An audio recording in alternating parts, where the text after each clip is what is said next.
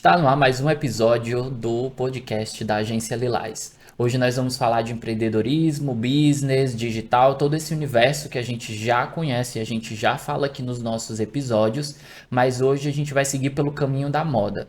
Nós vamos falar com Felipe Procópio, que é dono da marca Plitz. Tudo bom, Felipe? Oi, Nauan, tudo bem? Tudo ótimo. Felipe, a gente tem muita coisa para conversar, mas eu queria, antes da gente se debruçar e falar do universo da Plitz, o que é a Plitz, eu queria que a gente fosse pelo caminho da moda e a gente falasse sobre como que surgiu, né, esse seu desejo de trabalhar com moda e depois a gente se debruça e fala de Plitz até o final, pode ser? Pode ser. Então vamos começar de onde que surgiu o teu interesse pela moda a ponto de transformar em uma marca. Eu acho que na vida da gay, a moda, ela sempre esteve presente, né? Assim, eu cresci vendo. Minha mãe trabalhava vendendo roupas, então, assim, ela sempre esteve perto de mim. Eu fui crescendo muito nesse universo.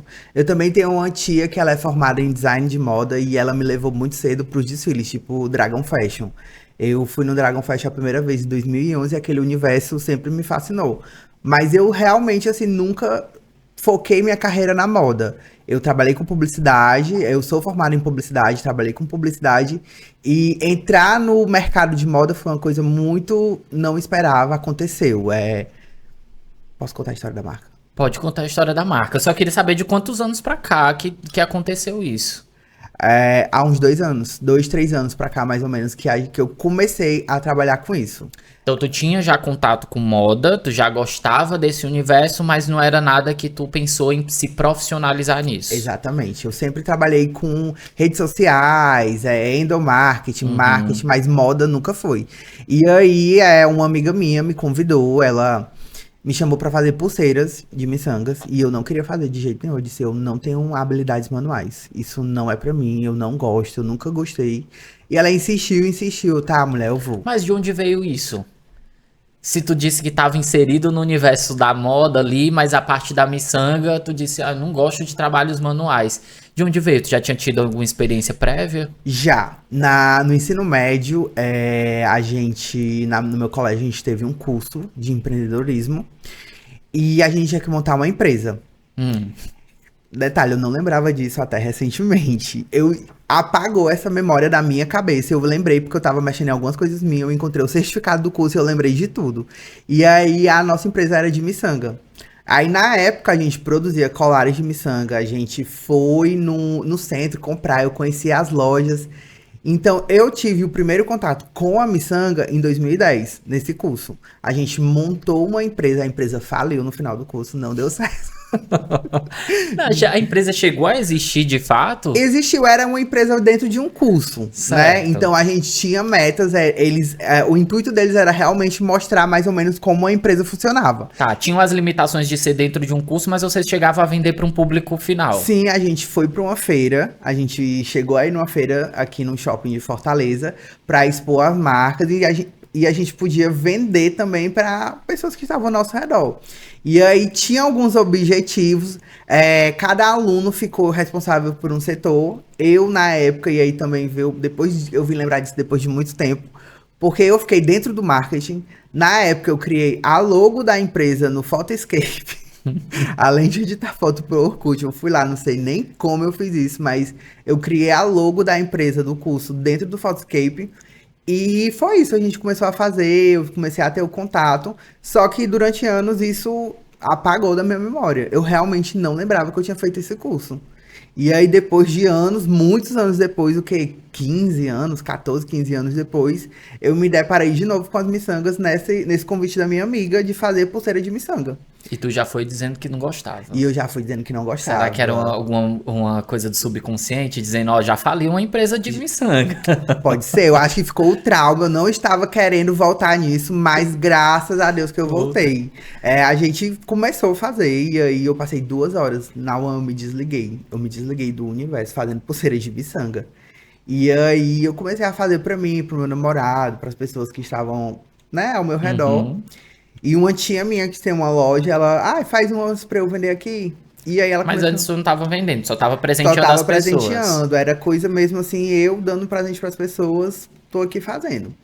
E essa minha tia, ela, faz umas que eu quero vender. E ela começou a vender, vender, vender. E aí eu, cara, será que eu vou construir um império com miçangas? Não sei, quem sabe. Pois é. Aí eu comecei a vender pra ela e a gente precisa de referências, né? Então eu, no meu bom Pinterest, no meu bom TikTok, Google, olhando referências pra fazer acessórios, eu vi uma bolsa toda de miçanga. E eu, cara, eu preciso. Olha isso aqui, eu preciso fazer isso. Então eu fui atrás de tutoriais. Olhei muitos tutoriais, muitos vídeos, muitas coisas. E eu passei 3 dias para fazer a primeira. Pedi pro meu irmão comprar os materiais lá em São Paulo. Porque aqui é muito caro, é extremamente caro comprar material aqui em Fortaleza. Então, o produto veio todo lá de São Paulo, as pedras e tudo. E eu passei 3 finais de semana, rasguei minha mão todinha, não sabia qual linha usar Pra fazer uma pra bolsa. fazer uma bolsa, que eu ainda fiz errada, mas eu fiz. E aí, eu fiz essa bolsa e óbvio que, como bom leonino, eu postei a bolsa nas redes sociais e tal. O pessoal ficou doido. O pessoal, eu quero também, não sei o que tu vai vender. E aí eu, cara, eu vou fazer outra bolsa com referência de um clipe da Lady Gaga, um comercial dela, que ela divulgando a Art Rave, que é todo assim, um cheio de bolinhas prateadas, balões prateados. Eu comprei a miçanga prateada e eu fiz uma bolsa toda prateadazinha. E aí pronto, depois dessa, o pessoal realmente quis comprar. E aí eu fui fazendo aos poucos, né? Comecei a fazendo, eu usando. Aí dei bolsa pro meu namorado.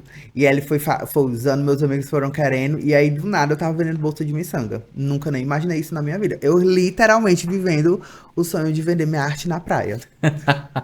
Mas aí tu não fez nenhuma pesquisa, nenhuma análise de mercado, de nada disso.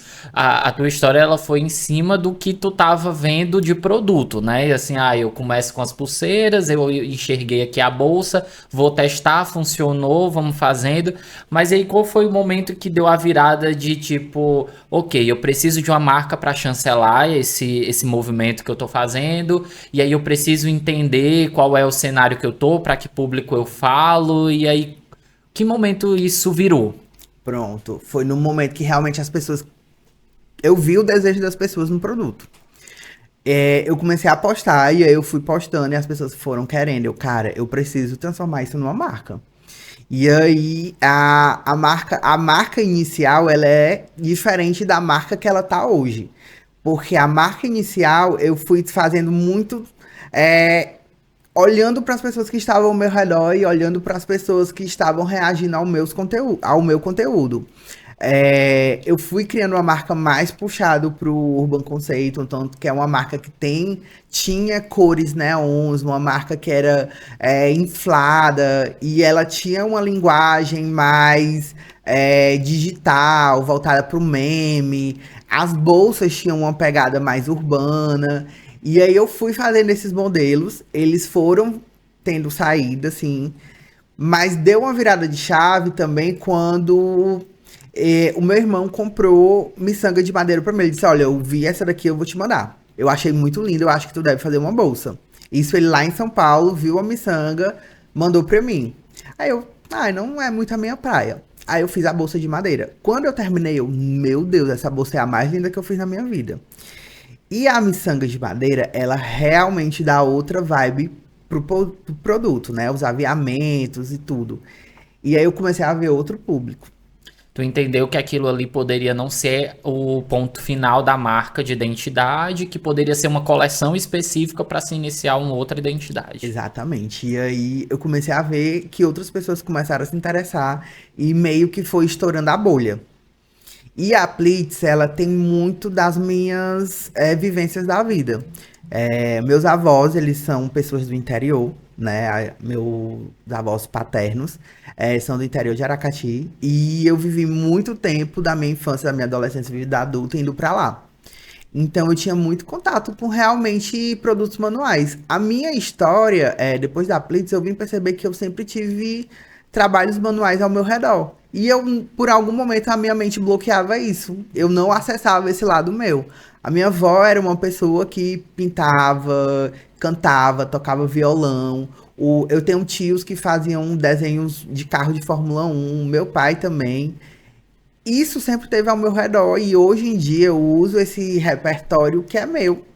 Eu uso esse repertório para aplicar na Plitz. E a minha primeira coleção, ela chama Frutos da Época. Porque eu tava fazendo uma bolsa, eu comprei as miçangas para fazer uma bolsa. E a miçanga, a bolsa inicial, ela se transformou porque, por um acaso, eu vi a junção de duas cores e me lembrou muito um caju. Que no interior dos meus avós, a fruta do interior é o caju. Então, eu muitas vezes chegava lá, a gente colhia o caju, tirava o caju da castanha, tomava suco de caju, comia doce de caju. O caju sempre foi uma fruta muito presente na minha infância e vida adulta. Então, quando eu vi, gente, isso aqui é total a minha infância, a minha vida. É a história da minha família, a minha história. E aí eu fiz a bolsa e eu nomeei ela, óbvio, de caju. E contei um pouco, assim, da história da bolsa. Eu fiz um vídeo contando bem devagarzinho, bem de leve. E foi uma das bolsas que eu mais vendi. O pessoal ficou doido pela bolsa. O pessoal queria muito a bolsa. Foi a primeira bolsa que eu fiz e enviei para outro estado. Então eu tive que conhecer o processo de envio. Então é muito disso, sabe? Foi ganhando outra forma. Foi indo para Engraçado esse que caminho. a tua história ela se conecta com vários outros empreendedores que é resgatar a própria história através da marca que a pessoa cria. Talvez ela nem lembre de fato quando aconteceu, onde aconteceu, mas aí ela vai resgatando aquelas vontades e aquelas vivências através dos processos criativos da marca. Eu tenho uns dados que vão ajudar a gente a poder segmentar aqui essa conversa também para empreendedores em geral. Natália, tu pode botar para a gente aí, por favor, os dados dos CNPJs? A gente tem aqui uns dados referentes a CNPJs abertos no Brasil no segmento de moda, né? Uhum. Micro, pequenas e médias empresas dominam o setor da moda no Brasil. Esse conjunto representa 97,5, né, dos cerca de 1,9 milhões de CNPJs ativos no país. Então a gente sabe que o Brasil ele é um país que tem um fomento muito grande para a moda, que existe um movimento muito grande. Quando a gente fala de moda não é só o pequeno empreendedor, mas tem a pessoa que revende. Quando a gente fala do universo da moda, tem os modelos que desfilam no desfile, as camareiras, e a gente tem um setor, um ecossistema que gira em torno da moda no nosso país, né? Gigantesco. E aí, trazendo para Fortaleza, pode trocar para mim, por favor, Natália? A gente também tem alguns dados de CNPJs vigentes aqui. Né, mais de 26 mil CNPJs ativos na cadeia da moda aqui em Fortaleza, 205 atividades econômicas relacionadas ao setor, 57,6 das empresas atuam no varejo de moda, 36,4 são negócios de confecção, mais de 1.000 indústrias têxteis em operação, 589 empresas atacadistas e a presença em todas as regionais da cidade, ou seja, a moda ela está presente em todos os lugares que a gente aqui da cidade, em todos os lugares que a gente tem. E o centro ele concentra o maior polo empresarial do setor. Inclusive, o centro, ele tá ligado em como eu me reconectei contigo. Porque, para quem não sabe, eu encontrei com o Felipe em várias agências aqui. Como ele falou, ele trabalhou em publicidade. Só que um dia eu tava rolando o TikTok e eu disse, opa, eu conheço essa pessoa. E tu tava no centro fazendo compra de miçangas. Tu falou mais ou menos como é que a miçanga se tornou aí o ponto principal das tuas produções, né? Mas como é que é o processo de curadoria disso, né? Como é que você vai e escolhe as miçangas? Tu já falou sobre São Paulo, mas tu também tem esses vídeos no centro. Como que acontece esse processo? Gente, quem produz qualquer coisa precisa sair de casa, precisa estar nos ambientes, precisa tocar, precisa sentir, precisa ter a mente aberta. Então, assim, o centro, eu tenho uma paixão pelo centro daqui. Não foi assim durante muitos anos. Eu andei muito no centro da minha infância. Meus pais trabalharam no centro, meus pais se conheceram no centro e eu andava muito no centro. Só que de uma época, vida corrida, eu parei de andar no centro. Criei medo do centro. E aí, depois de alguns anos, eu voltei a trabalhar no centro e o centro virou o meu xodó. Só que eu fiquei triste, porque o centro não era mais como eu lembrava quando era na minha infância. E aí, eu escrevi artigos na faculdade, ganhei prêmios falando do centro de Fortaleza. Mas eu tinha que voltar a frequentar e conhecer as ruas do centro. O centro é uma dica que tu dá para quem quer empreender moda? Eu aconselho que você vá no centro. Gente, o centro tem muita coisa. O centro de qualquer cidade. Centro tem tudo, você vai conhecer pessoas, você vai conhecer produtos. Aqui o centro de Fortaleza, ele tem muitas lojas legais.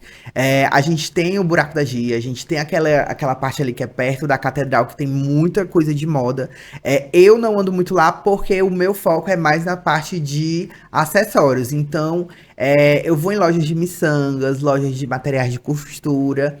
E o centro você descobre coisas, né? Se você for para Exatamente. pesquisa, por exemplo, eu não vou para pesquisa. Centro eu tenho essa mesma relação que você. Eu já trabalhei no centro. E aí o centro, se você for para trabalhar, ele é uma experiência, porque É, as pessoas andam devagar e você tá apressado para ir pro trabalho, você se estressa e as pessoas gritam e é um barulho, mas para pesquisar você acaba descobrindo muita coisa, não acaba? exatamente. Você tem que ir de mente aberta. Bote uma roupa confortável. Vá com o coração aberto, a mente aberta e vá no centro. Vá andar e ande com o olhar atento. Você encontra muita coisa. Gente, eu tô marcando um encontro com as minhas amigas que eu vou levar elas para conhecer o centro. Eu vou levar elas nas lojas que eu acho que elas merecem conhecer. E esse vídeo do centro, ele também tem uma história. Eu tinha feito o vídeo tinha ficado na memória do meu celular. E eu tenho um pouco de dificuldade de produzir conteúdo, produzir e editar. Então eu deixei o vídeo lá e eu, ai, não vou editar, tô com preguiça. E a vida seguindo. Isso foi no final de semana e na semana seguinte eu tive uma raiva muito grande no meu trabalho da época. Muito grande mesmo.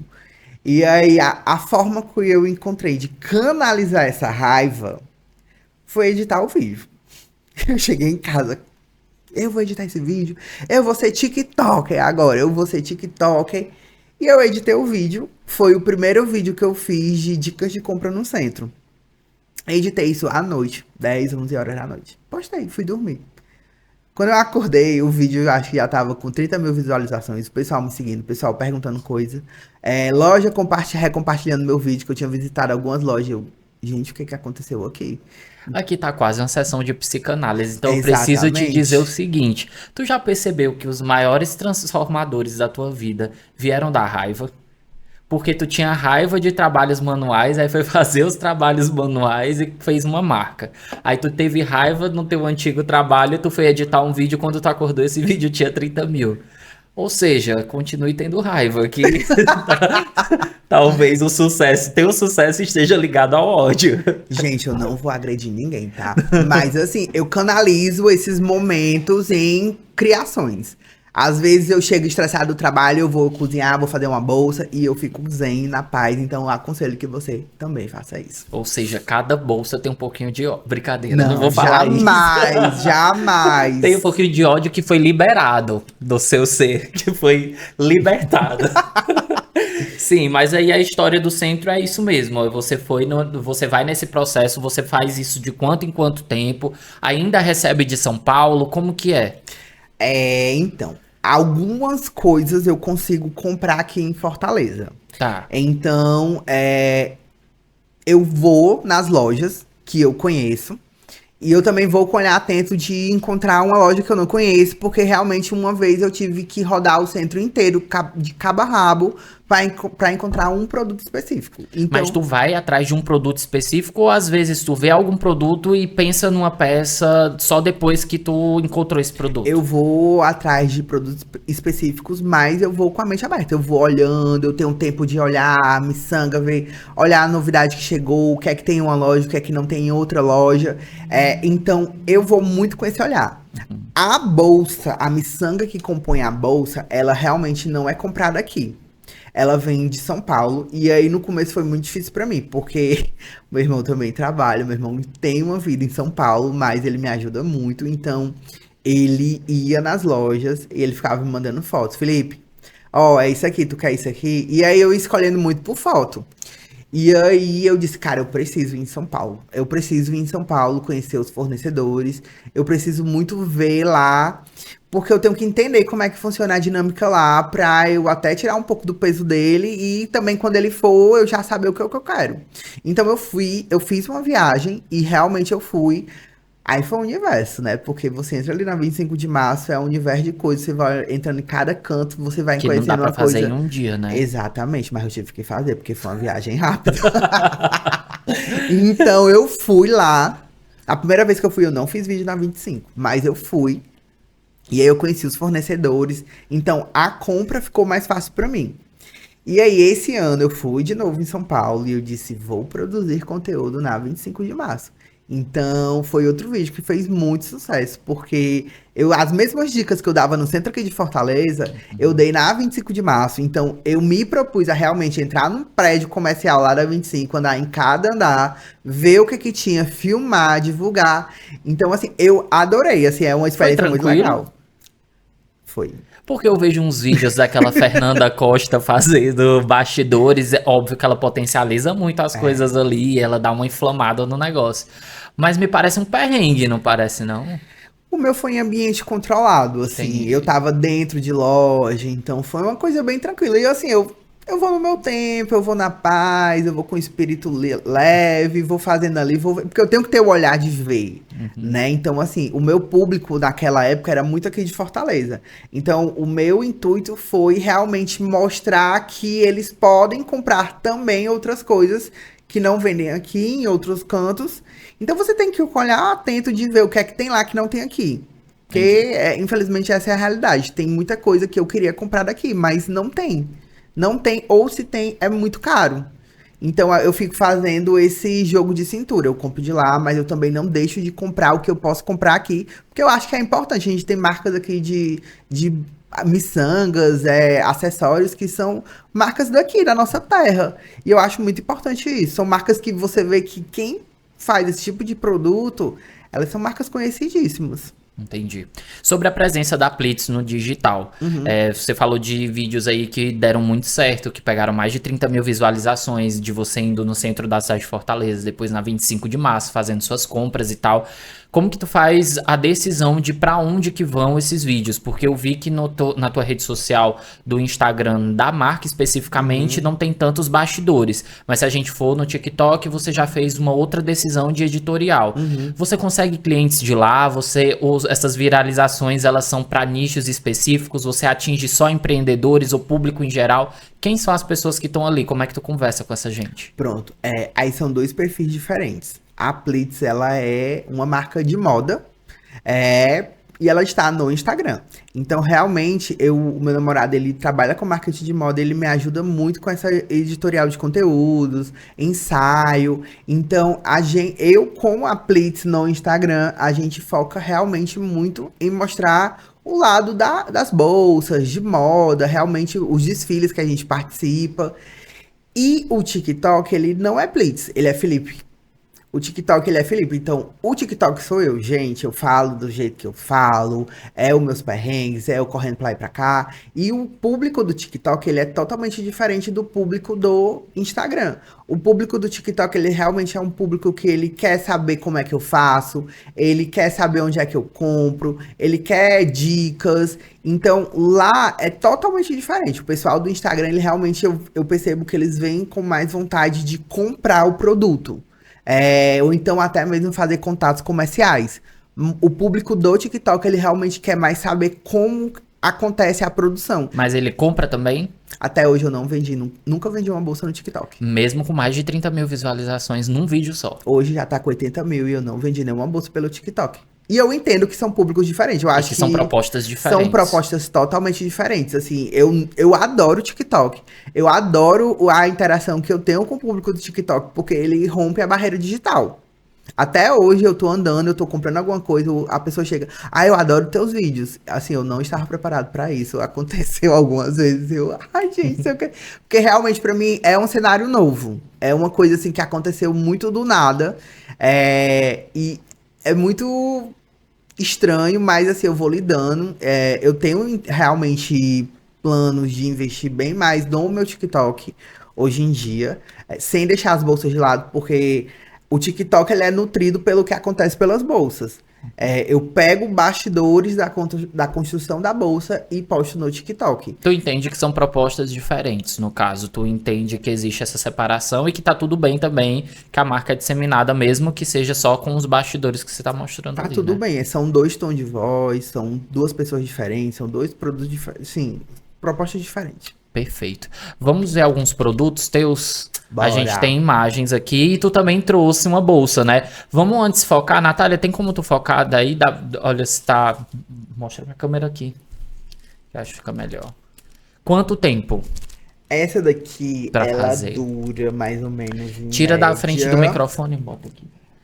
Essa bolsa aqui, ela é um modelo novo que eu descobri esse ano que eu conseguia fazer. Porque nem todas as bolsas seguem a mesma trama. Essa daqui foi um desafio pra mim. A primeira vez que eu tentei fazer essa bolsa, eu acho que eu passei 3 dias produzindo. E eu vendo o tutorial, eu não conseguia reproduzir.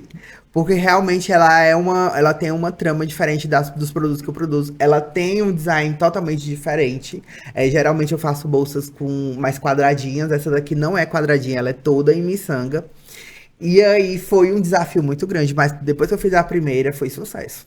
O pessoal quer muito esse modelo e é justamente aquilo, você tem que estar com a mente aberta para ir atrás de novidade e você vê a referência e adaptar para sua realidade. Temos imagens de mais bolsas, que aí você vai falando aí sobre o processo. Mas assim, além das miçangas, tem... Essa daqui é a mesma que você... Não, não é a mesma. Essa daí é uma das bolsas que desfilaram no Dragão Fashion. Ela é... O modelo é parecido com essa, só que a alça dela traz essa proposta mais robusta. E esse modelo, ele foi um sucesso de vendas na Rosenbau, na feira que teve aqui na... mês Ele passado, tem se eu não me uma engano. linha ali também, né? Qual que é? É nylon? Eu uso nylon de pesca porque ele dá mais resistência e estrutura para a bolsa. Pode passar, Natália. Quanto tempo de duração essa bolsa tem, assim, em média? A pessoa comprou e aí quanto tempo? Indeterminado. A gente sempre dá um cartãozinho explicando alguns passo a passo que ela tem que ter com a bolsa. Mas, como é nylon de pesca, e você seguindo todos os cuidados, ela dura muitos anos. Essas aí já são outras propostas, né? Aquela primeira ali é uma bolsa que eu fiz com resina. E aí eu coloquei esse metalzinho, né? O nome dessa bolsa é Coral de Vênus. Essas outras duas, inclusive essa última que é a branca, eu terminei de fazer uma hoje, foi uma encomenda que eu vou enviar já já. E tem outros materiais que não são só miçanga e nylon, né? Tem esses arcos de madeira, tem... como que é a escolha disso? É a partir do design mesmo ou é a partir da durabilidade? Como que é o critério de escolha? Com o passar do tempo, você vai começando a ter uma noção de produtos que realmente são duráveis, que realmente têm uma qualidade melhor, e você vai adaptando isso nas suas peças. Então, os aviamentos, hoje em dia, eles são totalmente diferentes dos primeiros que eu usava. Hoje em dia, eu uso aviamentos que eles têm mais acabamento em níquel, então eles têm uma durabilidade bem maior. E esse arco aqui de madeira, ele é um exemplo das visitas que eu faço no centro de mente aberta. Eu entrei numa loja, eu tava olhando algumas coisas, vendo a novidade, eu vi o arco, eu acho que dá pra eu usar isso em alguma peça. E aí eu comecei a construir essa bolsa, ela era outra proposta, só que eu visualizei ela com o arco, eu coloquei e deu super certo. Às vezes o acessório ele nem é necessariamente para uma bolsa, mas tu cria da tua cabeça. Tipo, essa imagem do meio tem um top de miçangas. Entendi. E Mas esse daí foi feito por você? Foi. Esse Top foi feito por mim. Mas tu vende o top também. Não, o top, porque eu não tenho um busto de produção. Então, o top eu realmente faço quando eu vou fazer o editorial de moda, quando eu vou fazer desfilou um top de miçangas no desfile que a gente teve essa semana. Mas se você quiser comprar, a gente pode conversar, eu posso tirar suas medidas. Porque tá tudo aí certo. tá tudo bem. Mas esse top aí, essa miçanga eu tinha lá em casa há muito tempo. Eu comprei, deixei ela no canto. Cara, isso dá pra virar um top. E eu boto as caras, eu vou fazendo, vou vendo tutorial, vou testando e sempre, né, comprando produtos de qualidade porque tem que durar. Tem vídeo em desfile de moda, que é o vídeo do Matheus Maciel que vocês da Plitz republicaram, né, repostaram. Natália, tu pode colocar pra gente Como que é o processo, enquanto isso me fala como que é o processo para estar num desfile? Como que é também a expectativa disso para ti? Porque assim, é um movimento, é um evento, tu acompanhou desfiles, tava falando sobre tua infância, sobre tal. Como que é estar lá? É, é muito massa. É muito massa você ver as suas peças numa passarela. Então aqui foram duas propostas de desfiles diferentes que eu já tive dentro da minha vida empreendedora. O primeiro desfile foi como Felipe Procópio, né? Não foi como Plitz. Uma marca daqui, ela me procurou para produzir umas bolsas de miçangas para ela. E aí a gente sentou, conversou. Cara, eu me apaixonei pela proposta da marca. A gente estava com a mente muito alinhada. E eu produzi bolsas Maxi. Era uma bolsa dessa, só que sendo 2 vezes o tamanho dessa. E foi como. E eu preciso dizer aqui, não foi Plitz, foi Felipe Procópio. Eu produzi a bolsa, não foi uma colaboração. E as bolsas saíram na Bazar. Saiu no Instagram da Vogue. Então, assim, quando eu comecei a fazer pulseira de miçanga, eu nunca imaginei que eu ia ver uma bolsa minha na Vogue Brasil. Então, assim, talvez eu tenha saído gritando por aí, eu tenha pegado meu travesseiro. eu tenho... Mas é muito de como quando você se dedica a alguma coisa e você acredita nisso, como ela vai te levando para locais que você nem imaginava que você poderia estar. E eram locais que você já acompanhava através de outras coisas, né? Como falou das divas pop, de referências que você tinha, você já acompanhava Vogue, você já tinha visto Bazar, você já tinha visto tudo isso, mas Gente, eu nunca se considerou lá. Nunca. Tipo, o Dragão Fest, pra quem não conhece, o Dragão Fest é um evento de moda autoral que acontece aqui em Fortaleza. E ele acontece todo ano. Eu ia pro Dragon Fest, eu achava aquilo incrível, assistir os desfiles, a passarela. Um dia tinham bolsas minhas desfilando no Dragon Fashion. E no dia, gente, eu travei. Eu não acho que a minha mente, ela pane no sistema. Alguém me desconfigurou, porque realmente eu nunca esperei isso. E esse desfile que tá aparecendo aqui na TV foi uma parceria com a marca de um amigo meu, a Take. Que inclusive esse meu amigo, ele é um anjo da guarda quando eu falo de empreendedorismo. Ele me ajudou muito em vários processos. Assim, na minha trajetória tem várias pessoas que me ajudaram muito. E o Rui é um deles. Quando eu comecei, ele me deu várias dicas. Ele me levou... A primeira vez que eu fui para uma feira colaborativa, ele me levou. Eu fui viver com ele como era um dia de feira. E aí ele tinha esse desfile na Feira Fama, né? E ele me chamou, ele, amigo, preciso que você produza peças para o desfile. Eu, na hora, bora. E a gente se juntou, fez reunião. E esse desfile, eu tava pensando que ele foi um hub criativo, praticamente. Porque ele juntou eu com as miçangas, o Ruiter com as roupas dele, que são incríveis, é um design todo autoral. As estampas, quem faz é o pessoal daqui, é tudo daqui. Teve o Felipe, que é o meu namorado, que ele fez toda a produção do desfile. E teve o Beethoven, que ele é a pessoa que fez as peças de macramê. Então, nós quatro, a gente se juntou e, cara... A galera do Ceará, nós somos fodas, viu? Porque a gente consegue ter, assim, uma mente de titânio quando fala de criatividade. Porque saíram tantas ideias legais e quando a gente viu tudo que a gente pensou no desfile, foi lindo. Foi lindo, lindo, lindo. O desfile aconteceu, foi muito legal. Se você quiser, você pode ver algumas fotos no meu Instagram. E é legal, né, quando junta muita gente, porque o processo de empreendedorismo, geralmente, ele é muito solitário, né? Porque querendo ou não, você tá ali com sua produção, você tá ali com suas questões financeiras, você tá ali com todo... Porque a marca, ela não é só o processo criativo, né? Que é uma coisa que eu sempre digo pra qualquer pessoa que quer empreender, porque a gente vai muito na ânsia de, eu vou fazer o que eu amo. Não, você, para além do que você ama, você vai ter que cuidar da contabilidade, você vai ter que cuidar da produção, você vai ter que precificar, você vai sofrer uma série de coisas que você vai passar por isso só, né? E aí quando você pode trabalhar em cooperação com outros empreendedores, com outras pessoas que movimentam, é muito gratificante, né? O que eu digo pra quem quer ser empreendedor, você queira muito, mas você queira mesmo. Essa semana eu tava fazendo consultoria financeira. Porque chega um momento que você realmente tem que organizar tudo, assim, pra mim as coisas foram acontecendo muito do nada, as coisas foram acontecendo e eu trabalho. Eu, de 8 às 18, eu sou CLT, eu trabalho, eu preciso do meu trabalho pra investir na minha marca. Então eu tenho que arranjar um tempo pra produzir bolsa e pra cuidar da marca.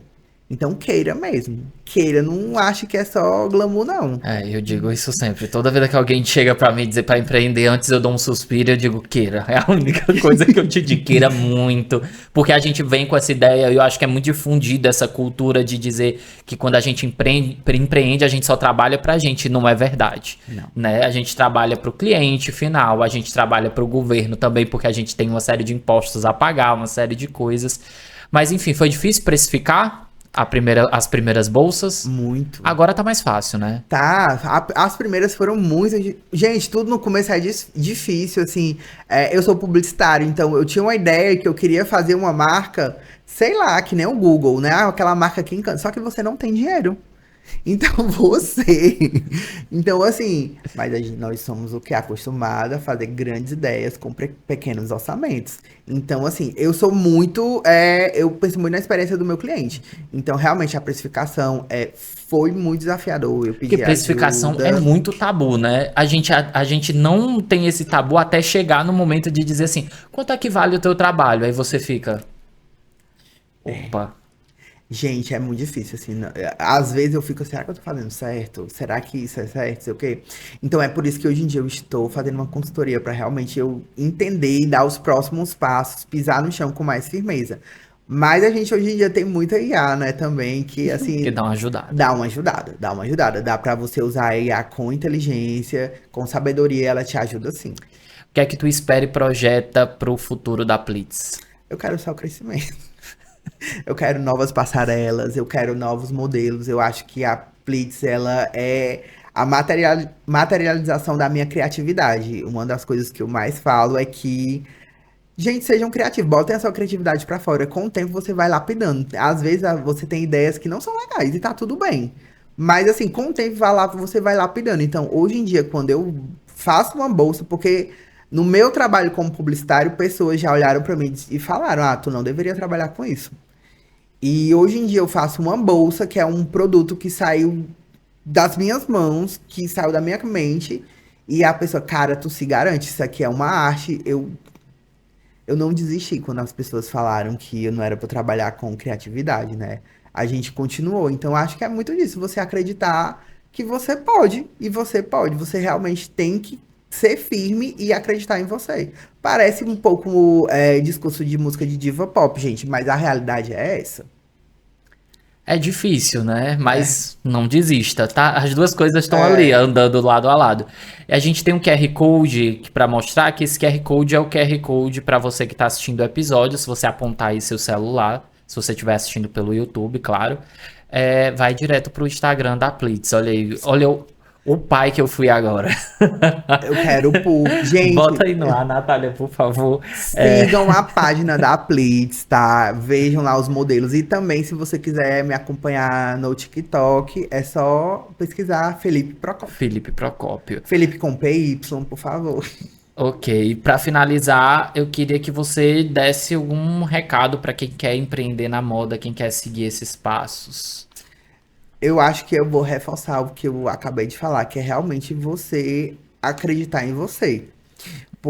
E você estudar, você pesquisar, você aprender a escutar, ver o que é que as pessoas estão fazendo, não copiar, realmente você olhar para as coisas como referência, porque dá para você ver um produto que você acha legal e você trazer para sua realidade, você adaptar. Hoje em dia é muito difícil você inventar a roda, mas você realmente tem que saber olhar para o produto do outro e olhar como referência e trazer isso para sua realidade. Mas realmente, hoje em dia, o que eu queria que alguém tivesse me dito é que, cara, tu vai chegar num momento que realmente você vai se achar, o seu trabalho vai ser muito bom e você mesmo vai olhar pra isso e vai reconhecer. Perfeito, obrigado, Felipe. Tá vendo? Nem doeu. Foi rápido e certeiro. Confesso que eu tava com medo no começo, mas foi ótimo. Muito obrigado. E você que tá aí do outro lado, a gente se vê nos próximos episódios. Não esqueça de se inscrever no nosso canal do YouTube, fazer as suas avaliações pelo Spotify, 5 estrelas, por favor. Curtir o episódio e compartilhar. A gente se vê no próximo episódio.